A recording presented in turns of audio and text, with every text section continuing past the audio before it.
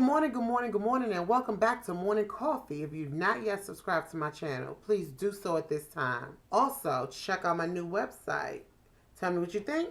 Tell me what's on your mind. Anything. Just drop me a line. This morning is a special morning for me because my mom is going into surgery. So all of us are praying her strength in the Lord, praying for her peace, praying that, the Lord sent angels to be in there and take charge over the whole atmosphere and really just create such an ensemble where she feels at peace and she feels like she can, rest and let this surgery go as it's planned. So we're just praying for her this morning. Okay, so I'm going to jump right in. Today, what I'm talking about is respect and the youth of today. So you remember when we were growing up, respect was a big factor. That was really big. It started at home, and then school, and then church. You couldn't just say anything you wanted. Anybody could chastise you. Anybody could address you. The young people are so defensive. And so with them being on the defense, it's hard sometimes to get in what you're trying to say. Now, I can go ahead and tell you right now, this is part 1.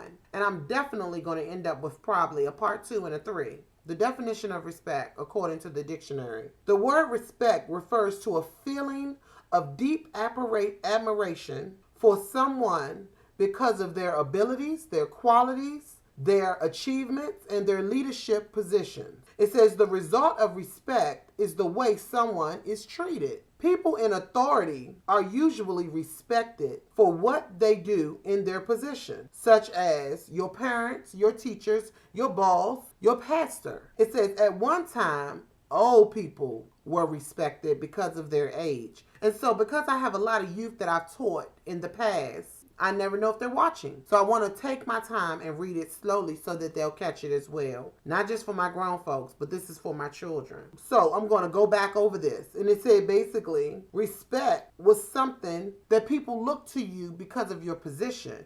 So if you did not have a title like that, you might didn't get respect. That's how it's been. If you had a title, then you got respect.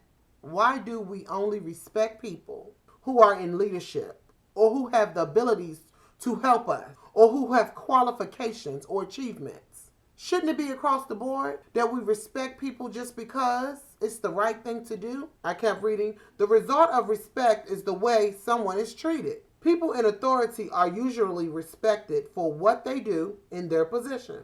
Old people were respected for their age. People would look at them and see them, and automatically you had respect because that could be my grandma, that could be my grandfather, that could have been my great auntie or my uncle. So you had respect because they had gray hair and they were old and you saw them in a light, whether you saw them in a position or not. It brings us to today. Why is it that you have to have a title to get respect? Why can't you be respected just because? And that brought me to the scripture where it says in 1 Peter 2:17, show proper respect to everyone.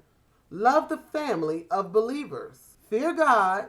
Honor the emperor. Who was the emperor? The emperor is a supreme male monarchy of an empire. So when you think about something like that, you think about your principal. You think about your father.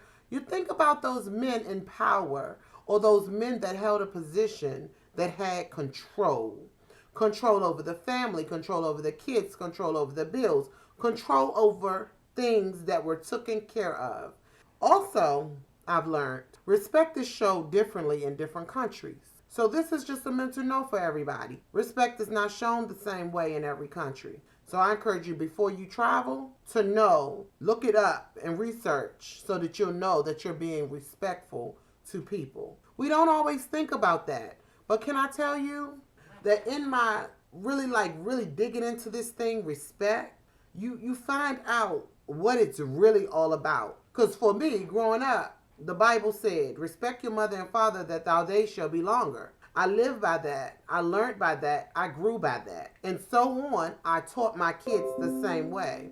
Respect is something that you do. It's just not even something you thought about. Back in the days, we didn't think about first or second time of crossing our parents or saying something out the way. Why? Because we knew that if we said something out the way, that was lights out.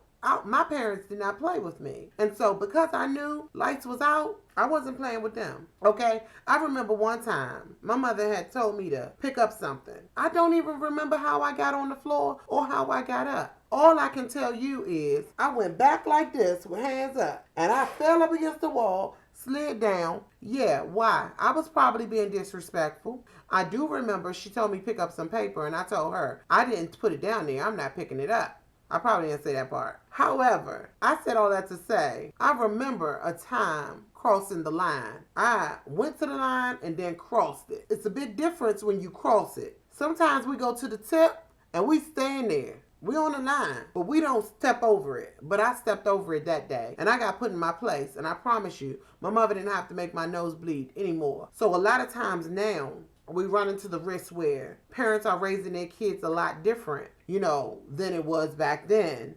Or, young people are raising kids that didn't have parents or that weren't taught what the word respect meant. Here's another story for you. I remember working for a summer camp. Well, at a church though. And the young man said, I don't even respect myself. So how am I respect you? He was talking to a gentleman at the camp. That really hurt my heart. And let me tell you why. Because I felt like no one reached out to that kid, to that baby to say, hey, let me talk to you. Let me shed light on this. Because a lot of times we can only do what we know. If we know better, we do better. And so if you're ever in a position where you feel like you need to say something, you're not sure if you should say something, different kind of circumstances, I would say, go for it. And then there are circumstances I would say, don't go. However, I've never been in a position where I didn't go. I always went. Because I'm part of the generation where my mom would have us on the back seat in the seatbelt, and if she see a fight, she pulled over and told them babies, stop fighting, go home. So I'm a part of that generation where my mom cared about not just her kids, any kid that she saw, she said something to them. I've taken on that mantle of my mom's and I carry it out. Now I know we're in 2020 and you may say, Dora, don't do that. But I worked at a school where kids were out of control. But if I hadn't have been that one to take the initiative to talk to them, where would a lot of them be today? Now, sure, you may say, you could have not talked to them and they still might be in the same place. However, here's another story. I ran into another one of my children that I worked with. And one of the things I used to say to her was, don't show your goodness and mercy to the boys. Give them something to imagine. And can I tell you to this day, that young lady has come back to me and said, Ms. Adams, I didn't show my goodness and mercy. And that really brought me joy because it let me know that she heard something that day. A lot of times when we're thinking that we're holding back and we shouldn't say something, they are waiting for us to say something. So if you see something, say something. But there is always a way to say it. And we'll get back to that in our next segment. I thank you for joining me today. Respect goes a long way. It's very important, but we will talk more about it in our next session. All right, it was good to see you. God bless you. Heaven smile upon you. I pray your strength in the Lord as you pray for me. Bye-bye.